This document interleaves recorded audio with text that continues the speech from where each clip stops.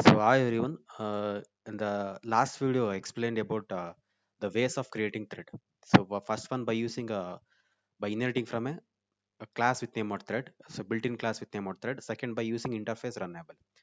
So now we will see by executing the same program in Eclipse. Okay, the same program I've written.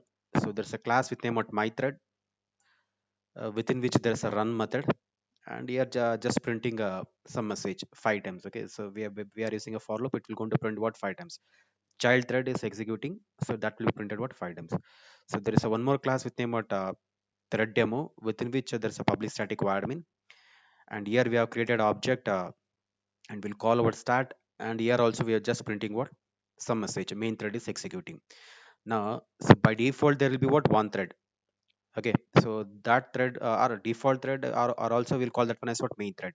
Okay, main thread, so main thread will start executing. Now by taking the help of what class thread, inbuilt class thread, we are creating what one more thread. So we'll call that one as what child thread. Okay, there will be what on default thread, and that will going to execute what entire your program. Even though if you have not create what anything any thread on your own, there will be what on default thread that will going to execute what entire your program. Okay, but in this program you are creating what one more thread, so that will call as what child thread by taking the help of what on class with name or thread. So this one is a built-in class.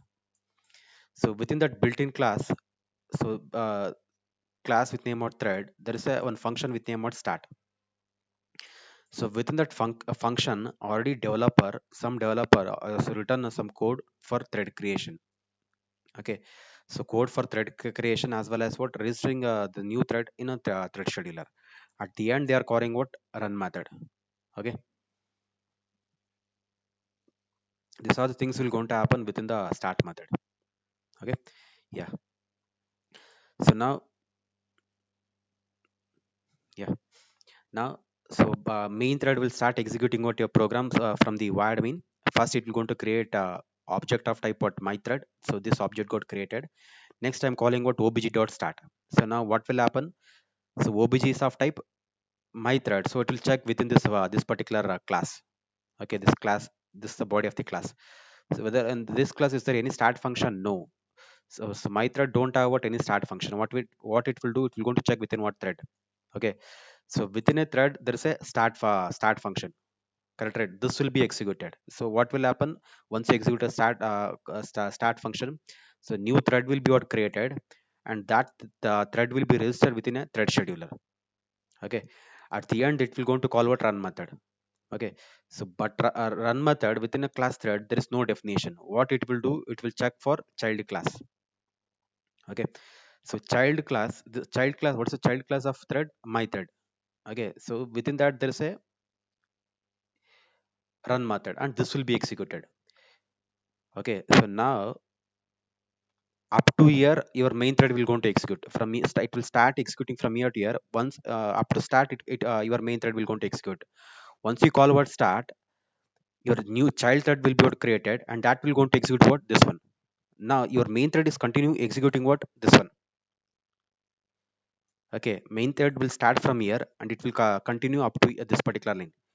Once it reaches this particular line, it will going to create what child thread, and child thread will going to execute what this one. Okay, and main thread will continue with what this one, these two lines.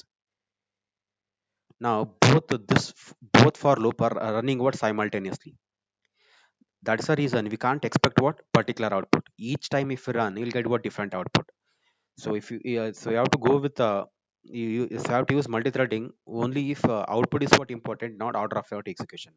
Now we will see how output changes if you run what each time. Okay. See now it's already compiled and compiled this particular program using Java C. Okay, next I'm running that one, Java thread demo. So Java thread demo.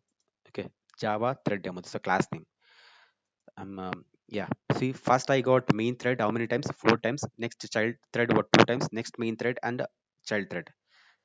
Okay. See, so second time if you run, you got the different output. See, main thread what three times? Just observe this one. Okay. So here I got main thread four times, child thread what two times, again main thread one time, and child thread what three times. If you observe what second time, So you got main thread what three times, child thread what two time, again main thread two time, and child thread what three time. Now I will run what one more time. See again, yeah, again this one is also what different. 4 2 4 2 1 3. So we'll run what one more time.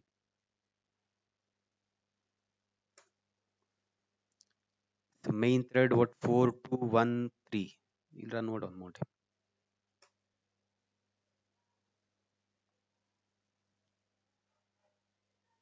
So now again, what about this one? 1 2 3 3. See, compare this two. Okay, now see this one is m is what 4 2 1 3, and here m is how much 3, and child is how 2, again 2 and what 3. See each time we'll get what different output. Why? Because both are running what parallelly. See 2 2 2 2 1 1. Okay, see this one is also what different. Here 2 2, and here 2 1, sorry 3 2 2, again what 3, but here 2 3. So you run what one more time. So you got different outputs. Each time if run, you'll get what different output. Sorry.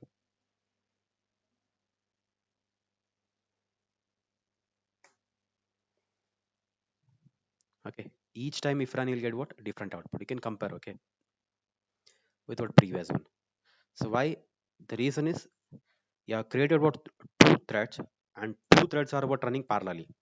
So the main thread will start executing from wired main, and once it executes what obj dot start, what will happen, it will going to call what start function of what thread, and a new thread got created, and it will call what run. And since run has no definition within a class with name what a thread, so it will execute the run method that is present within the my thread. So this one is called as what function overriding. Okay, this will be executed. Now this will be executed by what your child thread, and your main thread will continue with what this one. So this will be executed by what your main thread. So both are running parallelly. That's the reason you'll get what different output if run what each time. Okay, yeah. So okay, thank you.